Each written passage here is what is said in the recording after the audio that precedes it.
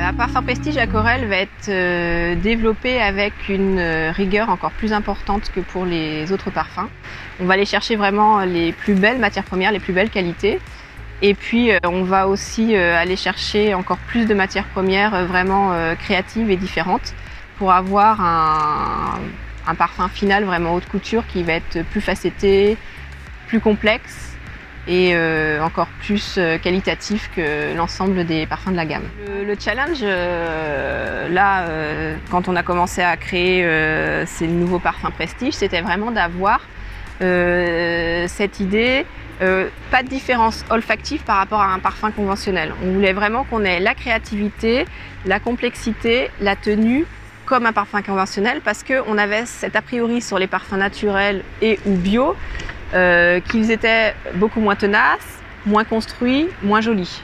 Donc on voulait vraiment que quand on sente un parfum comme l'envoûtante ou comme la bohème, on se dise pas la première chose « Ah, il est naturel » avec un a priori. On se dise « Ah, il sent bon et en plus il est naturel et bio ». Super. C'était vraiment le challenge.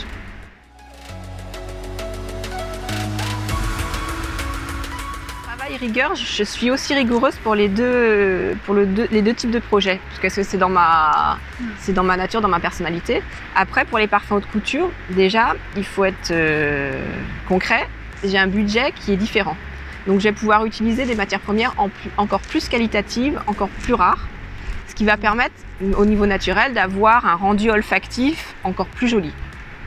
Et c'est vraiment ça qui met la différence. Et on est sur des parfums encore plus facettés, avec une construction encore plus complexe. Et ça se voit. On a vraiment la construction tête, cœur, fond, avec différentes facettes à chaque fois, qui est encore plus importante que pour les autres parfums de la gamme. Quand on voit le Neroli, on est plus sur une note Neroli, les bois, on est plus sur des notes bois.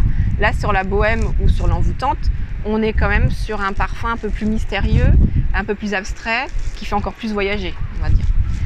En plus, sur les parfums de la gamme classique, entre guillemets, on est parti sur une matière première.